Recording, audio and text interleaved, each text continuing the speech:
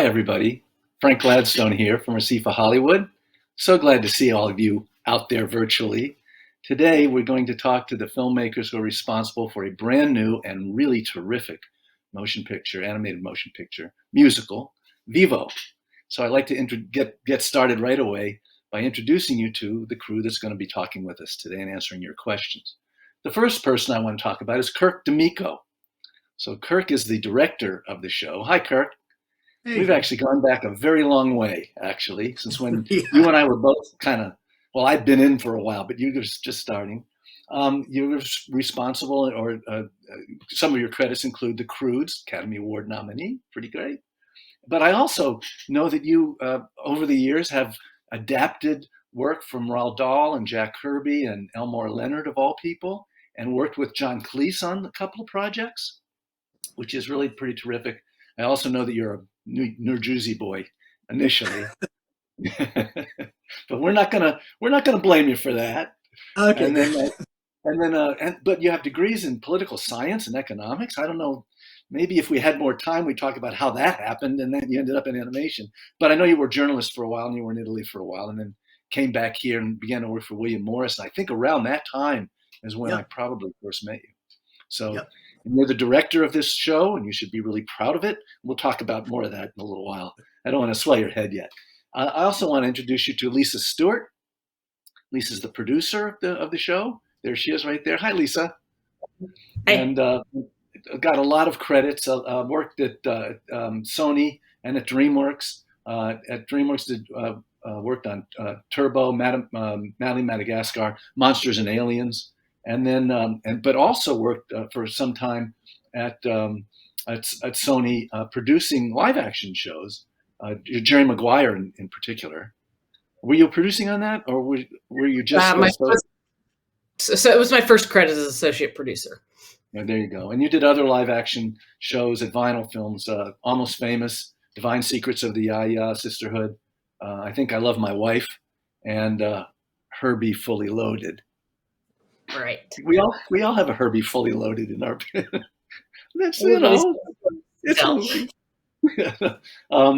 Carlos Zaragoza was the production designer on this show. Carlos, are you there? Right there, yes, he is. I think I'm Carlos. Here. Good. Hi. And your last animated motion picture credit was the Emoji Movie, I believe, and before that. You worked a lot of live action. Pan's Labyrinth, in particular, got a lot of awards for production design, of which you were one of the production designers on that show. And then also part of the crew, not the production designer itself. Yeah, well, you were the crew, did the work. And then also a lot of animated pictures: Tales of Despero, Romeo and Juliet, Madagascar, Mr. Peabody and Sherman. And you said you've had a kind of a gypsy life. You've been a circus life? Gypsy, I would say circus life, because I'm originally from Madrid, Spain, and my trip has been going to first London, then Canada, then San Francisco, and finally LA, where I lived. And yes, so I feel like I'm part of the show business, but in that way, also, like a circus. One of the things that Lisa told me about you was that you do have a circus life. You used to tame lions as a sideline. So that's really great. Yeah, and you remember Madagascar 3, the circus was called Zaragoza for a reason. That's very excellent. And finally, in this panel, Karl Herbst, who is the VFX supervisor, and you've done that for a lot of time, and also CG supervisor. Credits include Hotel Transylvania 2, Hotel Transylvania, Smurfs, Cloudy with a Chance of Meatball, Smurfs 2, Surf's Up, Monster House. Lots and lots of stuff, lots of live action stuff too, Men in Black, things like that, and also you do commercials on occasion just for fun. Yeah, those are great. They're a great place to learn. Yeah, and it's only a short time, and then you're done with it. So that's true too. So I want to get started, and I want to tell the people who are listening in and watching in to make sure to ask questions. That's what we're here for. And all you have to do is put it in the Q&A, and then it'll be transferred to me, and I will ask the questions. We'll try to get as many as we can. I watched the movie, and I do have a kind of a connection to it, as I'm I'm from Miami. I was born and raised there, and most of my animation career in Miami involved people from Cuba. So all kinds of stories and all that kind of stuff. So I felt like I was kind of there. I used to live right next to the Everglades. I can say I love you in alligator talk, which I'm not going to do, but I know how to do it. So I felt really interesting. I did want an icebreaker here, just a quick story. At the beginning of the movie, after the wonderful opening sequence, a character named Montoya almost gets in a car accident, and he and a guy argue. I saw that almost every day in Miami back in the day. It was great. So I right away said, okay, you got me. That's really terrific. So I'm going to ask different questions, and I'm going to ask questions from I'll take questions from the audience. Q&A, everybody, put it in the Q&A. The first one I want to know is, when I was doing research on this show, I noticed that there'd been a long release strategy, that there were like 4 different release dates before it finally happened, some of them due to COVID. And can you kind of give me a clue on how that worked? Because it was going to be released in 2020, I think. Initially, it was going to be released the Friday after the 2020 election. And that was never a good idea in my mind. No. I could see why they might want to move that. I just, I have enough stress in my life. I don't need to open a movie and worry about an election at the same time. But we that just moved naturally, because we just, as when you make these animated movies, time shifts. You need a little more time. So we moved it. We slid into March of the following year, and then COVID hit, and then the push. Then they just became COVID pushes. Now, because speaking of COVID, and this is the question I get every time we talk about a movie, a recent movie, was much of the movie actually produced at home during COVID, or was most of it kind of in the can? Most of it was produced at home during COVID. I mean, we were very much honing in on our story, but production-wise, we had a lot of work to do. Carl, and you can speak to that. Yeah, we had just gotten a couple of finals. Yeah. We had just gotten a couple finals going, and then that's when we got the word that everybody needed to go home. Luckily for us, because ImageWorks is already designed to kind of be a remote facility, because we have LA and Vancouver. We were up and running again very quickly, and then it just became, how do we all work together and onboard people to make the production once we got going. And how did you do that? How did your each individual views? How was it? Good, bad, kind of neat, weird? I think it kind of helped in a way. I think it made it so that everybody had to really embrace, working in this kind of medium where we're on video, and trusting each other along the way of like what everybody's bringing to the project. And I think that also the window of being able to get out of your house and out of the weight of COVID on your shoulders and be a part of this project, I think just really brought people in and made them bring their A game, because it just was a way to get it to escape what was happening outside, I think, for a lot of people. So it was just a joyous kind of thing once we got going. It just took a little while to get the engine up and running, but after that it was great. Yeah, we were at a place that the last thing we did really was we got to go to Miami. It's right around the Super Bowl. We recorded Gloria Estefan singing that song that she sings in the movie in her homes, in her studio. And then by the time we got back, it was like 2 weeks and we were gone. It was very we got that in under the wire. But for us, I feel like, we were at a place where both story was already down to a couple people and they all knew it really well. Like the 2 people left were like, they just knew it. And even in editorial, we have the great Erica Dapkowitz and Rich Moore, Jim Reardon, me, Lisa, Brandon, Jefford, Michelle. We'd be in that editorial. So we already had enough energy in there cooked shorthand that I think we could do this over the internet, you know what I mean? But I feel like those are 2 rooms that the energy of a story room and an editorial room, without having people just trying something on the fly and being that quick to jump up and try something on the mic. We would to try to put in a piece of scratch, it would take 10 hours, it would take so much more time than it did when we were in all together. And so I feel like those 2 rooms would be sorely missed if we weren't together. It's like fun and the lifeblood of like animation for me, you know. So I feel like that was something at least we all had the shorthand and we knew how to talk to each other. So yeah, we managed for a year, but. And then you were just doing it on Zoom. Go ahead. Right. We had spent a lot of time in editorial and you know, a lot of hours, and we had our, as Kirk said, we had our rhythm, you know, that was, I think, the most challenging thing for us. We, you know, like what Kirk was saying in Scratch, like I would have, my daughter was the Scratch voice for the character of Gabby, and I would have to wait till school was out, and then we would go into my closet and record lines and kick them back to editorial, and we, you know, so that was a challenge, but we made it work. Yeah. I guess what, you know, that old adage, necessity is a mother of invention, right? Maybe, yeah. So Carlos, how did you feel about working at home or in a circus tent? I like it. I mean, I miss the social aspect, right? Yeah. It's great to, you know, to not spend 2 or 3 hours in the streets of LA on your car. But at the same time, I was, you know, I worked temporarily from Madrid before during the production, and so I had already that training. But for me, it was almost like magic, right? To be able to jump from the studio to working remotely the next day, the next morning. Yeah. It was fantastic, and all the systems were working well. Yeah, so it was great. I was ready.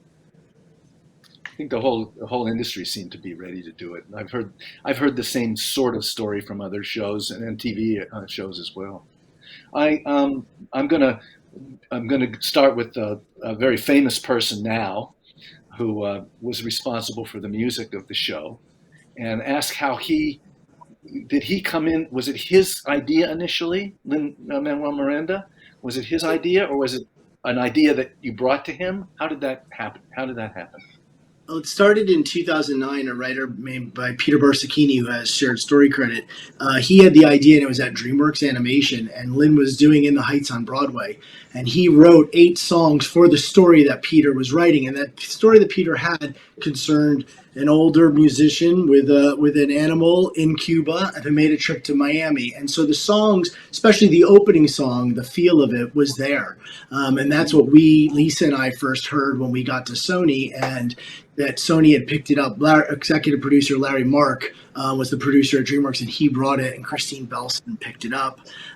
So that's what we first heard was the demos, and that there was a story, and then from there, that's where we started working. Lisa, when you heard it, did you like go, this is when you watch the movie and the first song comes in, you okay, I buy it. I mean, yeah, I mean, you know, when somebody says, hey, you want to make a musical with Lin-Manuel Miranda, it's not a hard sell. It's it's a pretty fast yes. Yeah. And the songs had to figure out sort of a new version of the story around those. Yeah. Was there a lot of adaptations to the story? The original story? Yeah, pretty much everything past minute 15 is brand new. Like the only things that really came song-wise was One of a Kind and Brand New Song. And there's another song that was at the end, which Lin recently tweeted about that he convinced me to cut, but that I loved that I was trying to keep in. But everything else was brand new. The One More Song, Own Drum, that all came with a new story. So every other song was brand new, except the Miami song, as that's kind of them transitioning into Act 3 on the boat and stuff. That existed as a melody with some words, but it was completely rebuilt by Lin after we built the new story. But everything else was new. And Mambo. Yeah, the first 2 songs. Yeah, Mambo Cabana. Yeah. Now, you just mentioned something, Kirk, and this is a question we just got in here. It said, were there going to be any songs that didn't make the final cut? And you just mentioned that there's a song, at least one, that Lin didn't want in the show. Yeah, well, no, he loved it. I just say because it's public, because he tweeted, but like it was a song called Brand New Song that there's quite a few, but that was one in particular that it's interesting because for 4 years it was like the landing area for me, like in the team. I felt like where we were going emotionally, and that was the song that was going to play. But as he developed Inside Your Heart for Gloria to sing, he just really felt like he's like, I know you love it. The mission is over. VIVO the audience is going to want him to get on to the next step. and Right. it was a Kill Your Darling that he did, for, on behalf of, so, and there was a couple other ones that were really great songs, and they, didn't make the new story. So that was it. But that was the one that could have fit in the story and lived in the story for quite a while, for many screenings. Right. Very good. That's good. So so now you have this kind of powerhouse guy who everybody knows and who's, got the biggest show in the last decade on Broadway and everywhere. And was he a lot of hands-on through the whole show? Was he there all the time? Did he have a lot of influence? Did he have a lot of influence for not only the story and production, but what about for the production design and different graphic looks and so forth like that? Was he that involved or? Yeah, well, he definitely, when it comes to the graphics and stuff, we kept him apprised of everything, and he saw anytime there was any screening, a first act, a second act. He is as much a creature of the theater as animation as he is the theater. I mean, he is well studied, as we know, and he loves it. And so, the other part about this that is unique to animation is he's the singer songwriter and the actor. So it's like Howard Ashman is playing the role. So it was hard not to stay involved when he was reading the lines we were writing. Like we'd be going into vocal sessions, and sometimes we'd just be doing the lines, and then he'd be like, "Oh, what about this song? We have to talk about that other song for a bit." So I think because of that connection, first of all, it made the directing of an actor a lot easier, because it didn't have to, every time, like you usually have to do, is go, "Okay, remember where you are. This is this movie. You're at Sony," because they're like, "What is this thing again?" This is like the 8th time they've done it in 4 years. But Lynn was, he knew it very well. He knew it more than all of us. And then he'd be like, "Okay, I see what you're doing here," because I knew all the story beats of the songs. So I think it was pretty unique. So he was like, as much time, it wasn't as much of how much time we had, but it was like, when we had it, it was so concentrated, like attention and understanding, that it was fast, and we got so much out of it. Right. So there you go. And I had one kind of question, and you don't have to answer this one. Now, when he had his narration, he was speaking in words, but on occasion he was going beep, beep, beep, beep, beep. He was making the noise. Was that? That's the great Randy Tom. Okay. That's the great Randy Tom from Skywalker for most of it. And you could tell, there's a few of the ones that are his expressions that we would sometimes feel an actual sort of this kinkajou kind of thing that Randy built up at Skywalker wasn't as good as using just an actual, like, Lynn falling off of a right. So we had to pick and choose along the way. He didn't stick the scream in there anywhere, did he? Well, he always looks for it. So. So I have another question here. Now there's an interesting and very wonderful, as far as I'm concerned, switch between 2D and certain, I think 3D and 2D areas in this movie, and they're not all the same, and they look different, and they work with the song that they're illustrating. How did you come up with that? I guess Carlos is, what happened? We were pretty much, following the inspiration, getting the inspiration from the story and from the music. So it was, on top of that, we love to experiment, and we love to, try any style of animation, and we have a lot of fun with that. But it was about the story. So we were finding what will be the ideal voice for that sequence, right? And there are a couple of sequences in my own drum and Mambo Cabana, when the voices of the characters actually and the emotions go beyond the range. So we had to come out with an idea to spread that visually. And for Mambo Cabana, it was about, Andres bringing Vivo into his imagination, Miami. So Andres is building up a Miami he's never visited, out of the illustrations he has in his apartment, the vinyl record covers, the posters, everything. And so that naturally was calling for a look like that. It's very dreamy, like 2D dotted lines floating in a 3D space. And for Gabby's My Own Drum, the same thing, but with a contemporary vibe. So we were getting inspiration from K-pop, music videos, from motion graphics, something, all kind of things that she will do on her own phone with an app, right? To express what her emotions and her work was. So it was, in a way, coming naturally out of the story and the personalities. Yeah, and of course, doing them, you're using some techniques that maybe we've seen a version of before, but not anything like what you've done. It looks, it's new. I also noticed that there was actually I noticed this in doing research on the show. There's more people in the visual effects department than there are in the animation department on this movie. So what was going on there? Well, I mean, the big thing for like Mambo Cabana was that we were lifting off some of the stuff that was done for Spider-Verse.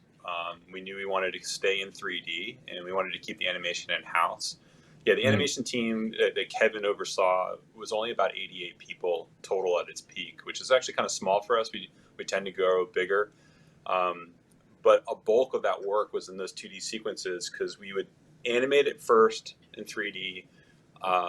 They were also responsible for doing all the clothing in animation rather than allowing simulation because we wanted really direct control of all of the silhouettes.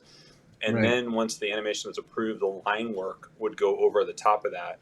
And in Spider-Verse, they would use very few lines they had to hand draw themselves, where here every line was drawn for those frames and based on the designs from Joe Mosier, who's the character designer, really trying to embrace his style of line work. And then we would also add things on top of that to make sure that it didn't feel 3D, that the perspectives were always being distorted just slightly in motion so that it never took on that kind of 2D slapped on 3D feel. We really wanted to make sure we avoided that. So sometimes animation would take care of that. Sometimes effects would pick it up and actually add that kind of warble to the line work or to the actual silhouettes. The car is a great example of that, coming down and leaving, going toward Miami in the opening part of that act. So yeah, it was a lot of fun making that look. Yeah, actually, when I was watching it, I was going, okay, is this regular 2D? Is that what this is? So I guess it worked because things are kind of sneaky in there too, because one of the things we were working on Carlos a lot when he was doing all the dot work, it was like, well, if you have a line with dots on it and then it turns a corner, well, now you have a line again, right? Because they all stack each other. So what's going on behind the scenes there is every dot that you see on screen is actually being resampled every 2 frames. So we're trying to keep in sync with the 2D stepping of animation and making sure that the frame felt alive the whole time and that all those dots are being resampled all of the time. So it looks like it's been painted rather than we just put particulate, in 3D space in the air. Right. And do you think it was worth it? I think so. I think the look of that, almost every time when we first got the first version up working, I think just the room went silent, which is kind of one of those things of, did we get it right or wrong? And everybody just kind of exploded that, like, here we have it. And from there, it was like, okay, we're going to do this. We're going to really embrace it. And especially when we got to the second song at the end of the film, at that point we'd become kind of old hats at doing it and making it work. So we were really embraced it. There's some. It was almost like a reprise. It was almost like a song reprise because you'd seen that at the beginning, and then you see the culmination at the end. Pardon me, the culmination at the end. So I thought it was great. Yeah. Of course. Totally worth it. I mean, I totally fall in love. The first time I saw the test of that car that Carl was talking about, it was absolutely mesmerizing. I don't know. So at least I can tell from a production perspective. Yeah, I was going to say, who are you asking if it's worth it? Because I want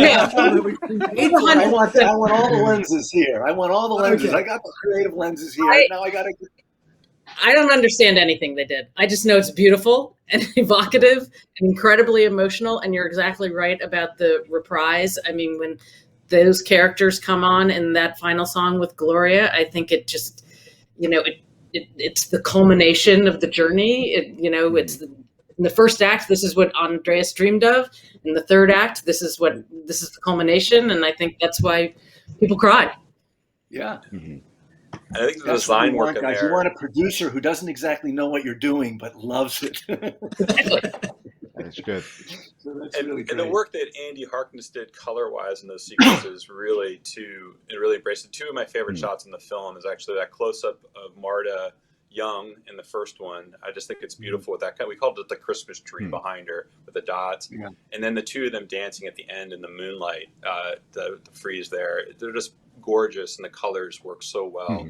It really brings that emotion out. So those are great sequences.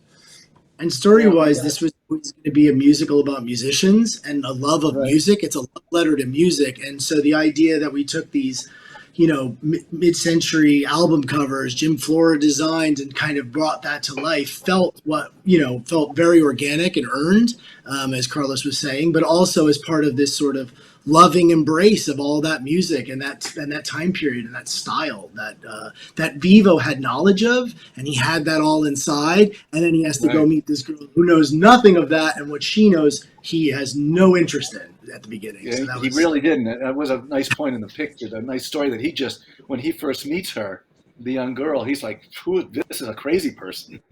I don't get it. So, and of course, then the journey happens, and that's what we do in the journey, right? We grow, hopefully. Yeah. That now there's locations. The locations I consider another character, or maybe three characters in this show. You have the location of Havana. You have the location of Florida, but you have more than one location in Florida. You actually have three. You have the Key West, the Everglades, and Miami. How did you come about? Did you guys all get to go? Yes. Did you have fun? Everything except for Key West, because I had been there enough that we didn't. We just took my own experience as the Key West mob. Yeah. For me, I hadn't been in any of those locations before, so I had fresh eyes. So. Yeah, to me, being a native from there, I lived near the Everglades at one point, not in it, but near it, and then also Miami, which is my hometown, and although I never got to go to Cuba because I remember when Cubans came to Miami, I remember that really well, but I know about it, and I know the longing that people who are from there who have wanting to go back. So they'll probably love this picture, those people. I hope so. I think so. Anyway, so it looks really great. It looks like, an animated stylized version of Miami, an animated stylized version of Key West, and not really an animated style. It looks like Havana to me. Of course, that I haven't been there, so I don't really know. But it's great, and it works great, and the geography works great too. So I'm glad you guys did that. I wish I'd gone on the research. Next time you go, right. I can tell you where all the great restaurants are. Now there's a storm scene in it, and there are storms in Miami. How did that? Because it's not a hurricane really, but the storms come over the Everglades. You can see them come. So and there's pythons in the Everglades too. Yeah, that's right. So is that something that was in the original story, or did that say, hey, pythons and storms, that's what's in the Everglades? Yeah, no, I mean, I've lived in Florida, and I always love the fact that you could be on one side of the street in a storm and the other side of the street is sunny. It's just like microbursts happen and stuff. And I know people don't. And so we definitely looked in, Carl and his team looked at a lot of research on that kind of storm and how it could actually almost cause a current, like it actually that much water being dropped. Yeah. Boat into the, push a boat along.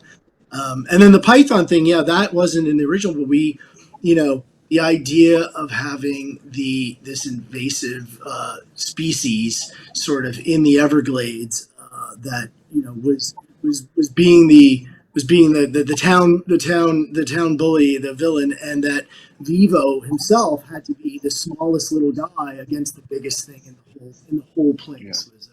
Yeah. For those of you who don't know, in Miami, people used to they'd get pythons as pets, and they'd take them out to the Everglades and release them when they were tired of them. And we have in Miami, in the Everglades, a population of pythons now that's a kind of a nuisance, but they're out there. So I guess there you go. I got another question here. I would love to hear a bit more about your casting choices and how that worked. Besides, besides him, because he's part of the beginning of the movie. So how did you choose everybody, and how did you come up with, and I hope I say her name right, Yvnarli Themo. Yvnarli was part of we looked at a bunch of girls in Los Angeles, and while there's a lot of talented kids out there, there's definitely a polish to them that we were not wanting so much. And so we put together a little bit more of a countrywide spread. We got kids from Miami, and we got a bunch of kids from New York. And then we went to a session in New York and just read a bunch of kids. And Yvnarli was one of them. And she popped immediately in the room in New York. And then we took her back and cut her against a bunch of storyboards and listened to her and a bunch of the other ones. And it was pretty immediate. Like, once we put her voice up against the character design, it was an absolute no-brainer to bring Yvnarli on. And then in terms of Juan, Tamara, our casting director, brought him up, and it was the same sort of thing. We listened to a bunch of people, and then the second we heard his voice and learned, knew about his background, he was our one and only choice. Yeah, that was a really good. I mean, she's terrific. And seems to be a natural, and Juan DeMarcos Gonzalez is, Buena Vista Social Club. He is that guy. It's their feature, both Juan and Yvnarli's feature debuts. Yeah, I was surprised about Juan because I figured he'd been in stuff before. His music has. Right. Yeah, it worked great. So let's see. I've got another question here. The question about casting. Missy Elliott's in it in one part, and she's in the credits, and the credits sequence song that she did a remix, and that happened very late after the song was done on drum, that through the record company and and they had got Missy to jump on as a remix for the end credit song. Another question we have here is love the characters, especially the mom and the man delivering the letter. Were they particular? I think that they mean Montoya, I think. Sure. Montoya, yeah. Yeah, who I thought was great. I know the moms. I know those people. And I've worked with those people. And so what were the particular inspirations? Were they part of the original story, or are they? Well, they were, when Chiara Hudes and I started writing it, that, once we introduced the idea of Gabby, she actually had both parents, a dad and a mom, but the dad went away, but the mom stayed, and the mom, played by Zoe Saldana, when we started working with Zoe, she brought everything that you see there, all that texture and stuff she brought to the party. There were so many instances, when she's riding and the bus and she's like, ging, ging, ging. That's all her. Like, we did not write that. Like, she's all that energy and all that fire that she has, even with her daughter, and the way she modulates from being like really angry to being like, it's super cute. Like, that is pure Zoe just playing with her being a mom and the way she would react with her daughter. So we were so lucky to get her. Yeah, good. And maybe she brought some of her, because I think she's got like 3 kids or something like that. She probably brought some of those parenting skills to the recording session. So absolutely. She was like, at home, this is what I do. I had another question about Roger Deakins. Now, he's a big time DP, as you guys know, and lots of movies, and he's done a couple of animated things. I think the first one was Rango a few years ago. Yeah. But, how do you, and especially for you guys, since he's a DP, how did he work with you about what did he bring? I know he must have brought lots of stuff and lots of suggestions. He's a consultant. He wasn't the DP on this show, but how did he work with you guys? Well, I mean, we worked with him on Croods, and so I've known Roger. And the thing that I thought that most important was we were always thinking about these 2 different styles of, within the fantasy of the alibi of the musical numbers and the real world style of what we were doing, and having someone like him to help us unify and bring sort of that tie it together, because it's not just the lighting, which everyone goes to, it's also the camera work, working with Young Duck and the camera team, because we were asking a lot of them, keeping everything lyrical, because vision of Kirk, we're losing your mic a little bit. You're dropping in and out. Stay close. That's stay close. Yeah. Okay, but making it feel like a theatrical musical and not being photoreal and having this sort of caricature, and that was very appealing to him after working on projects that had a little bit more photoreal in CG. So I think that was the first thing it introduced to Carlos and Karl, and they really were the ones that went to work. And how was it, Carlos and Karl?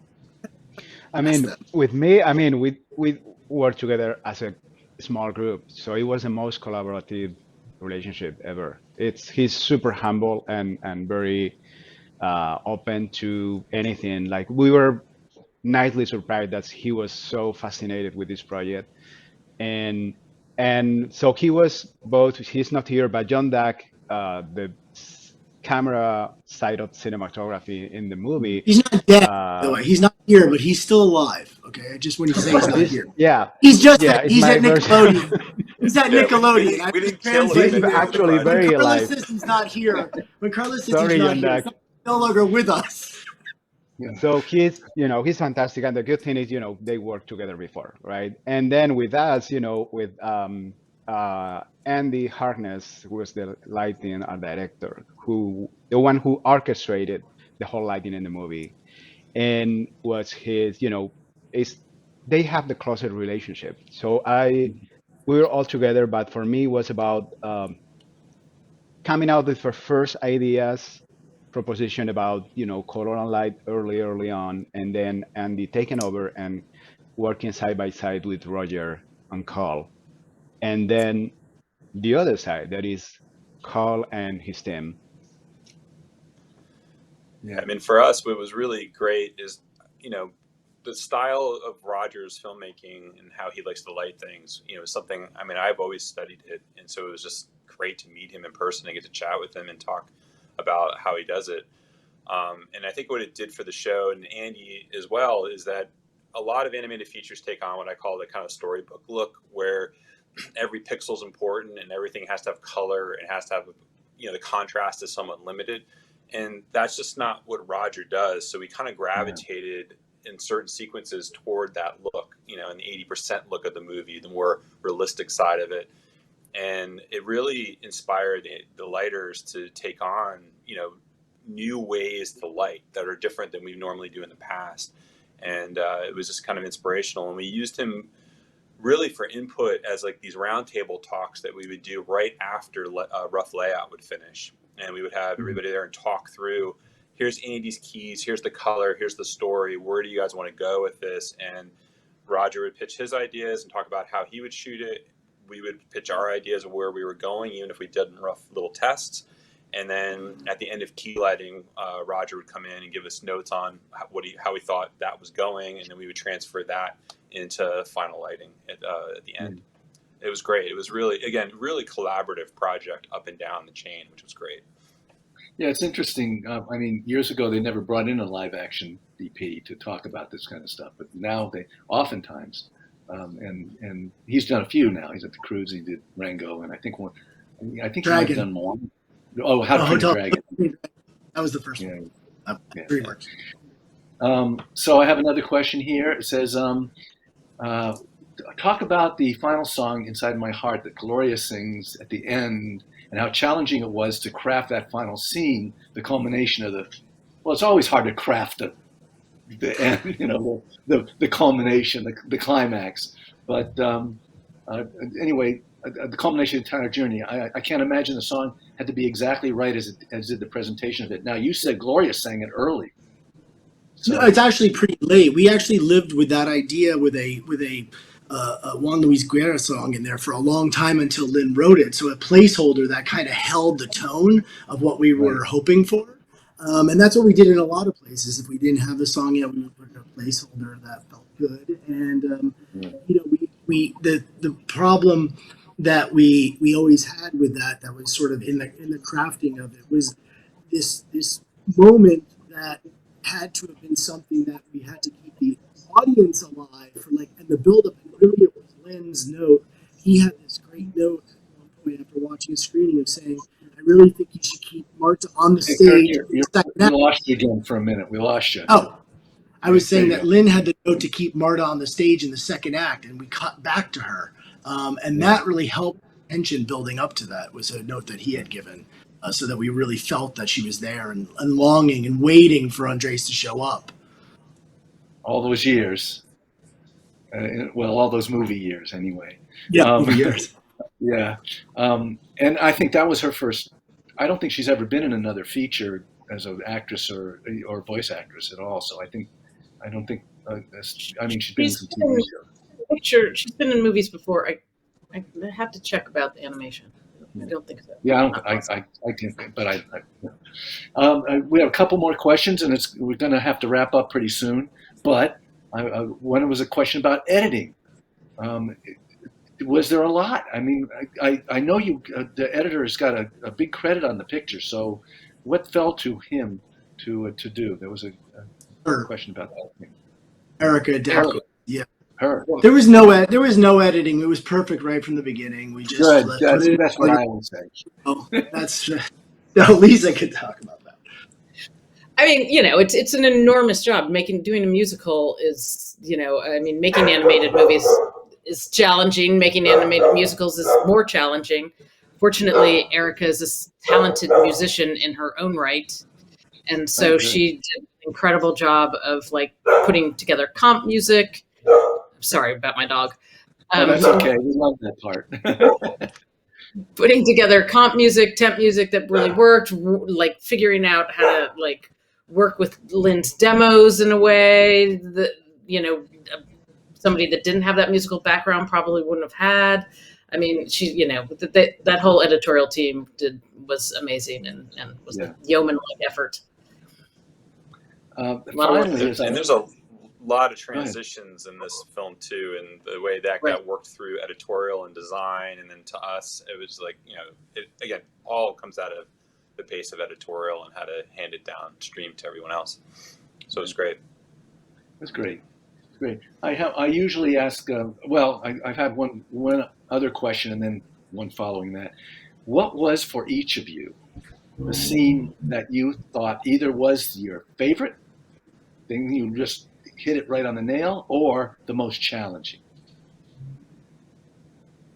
Who wants to start? I'll start. My favorite and the most challenging is the opening number. First thing we worked on, last thing we finished. Always the case. We had a gazillion iterations of it. There was versions where we didn't start with the song at all and had tons of backstory, but we kind of always felt in our hearts we needed to declare ourselves a musical right off the bat and open with this song.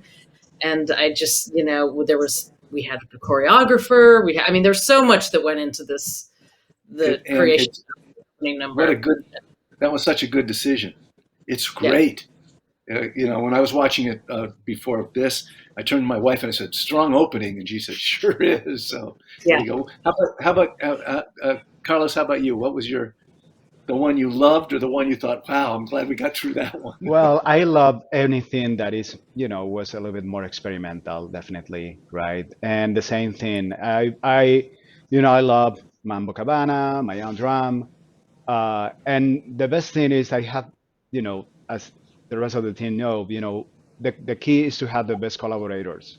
So I pretty much have directed one sequence, and Mambo Cabana, Wendell, Dalit are directed my own drum with a different vibe. And putting all those voices together, solve any problem. So I don't have anything that remembers I'm really bad in the project.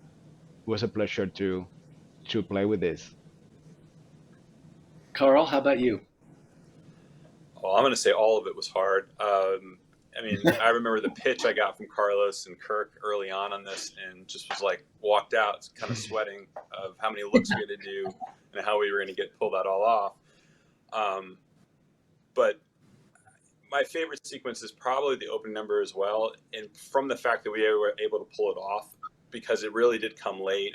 Kevin's on here to talk about it, but animation, there were shots in there because of this idea of it being one long cut, that I think there was 100 or 120 man days for a single shot in there. And we only had, I think, a month and a half to do it all in. And so they had to find these really clever ways to split up the animation. we were already key lighting way ahead of it and just kind of waiting for everything to come together at the last minute and get it out the door. So, and the fact of pulling off lighting something in full broad daylight with a 360 camera moving all of the time with all this choreography, it was just, once it came together, same thing, like with Mambo, we were just all like, oh my God, it's actually working. And we just loved it from there on out. So it was a great way to finish the show. Okay, director, what about you? Oh, I have to say, I think for me, it's Keep the Beat, which is the middle song in the second act, because Lynn wrote that last May during the COVID crisis. And it was something that he felt the movie was working great. And he just felt like we needed another song in the middle of that between two intro songs, just architecturally, musically, shaping it out. And he had recorded that scene, the scene that's in the inside, and dialogue around it over and over. And the fact that he could take that scene and, as he puts, cannibalize the true essence of it and then build that song around it was pretty magical. And because the theme of it, as we all were in the same place of, leaning into the curve when the road bends, and that's where we were all at. And it was really kind of a lift, I think, everybody, when we were all at home listening to that song, like alone, trying to think about how we're going to pull this off. And so it became just an anthem and what I'll remember about the theme of, and just how generous he was in going like, it's great, let's do one more. Like, I want one more. And I just thought that was so special. By the way, he did an intro for the screening that all the members, ASIFA members had. It's about a minute and a half. It's up on YouTube. If you in the audience haven't seen it, go get it. If you guys haven't, you should go get it. It's really, really generous. I have not seen it. Yeah, it's pretty great. He addresses it to the ASIFA members, and it's really, terrific. It's a terrific little intro, and I think it's up on our ASIFA channel, so you can go. Anyway, I think that the clock on the wall tells me it's time to quit for now. I do want to say it's a terrific movie. It's really, thank you, man, magnificent. So everybody should see it, and everybody here has probably, and this should see it. So everybody else should see it. It's a really excellent picture. So congratulations to you, and thank you all. Thank you, Kirk, Lisa, Carlos, and Karl, for making this movie and spending an hour with us. Thank you all. Thank you, Frank. Thank you. Very much, Frank. See you later. Bye, everyone. Bye.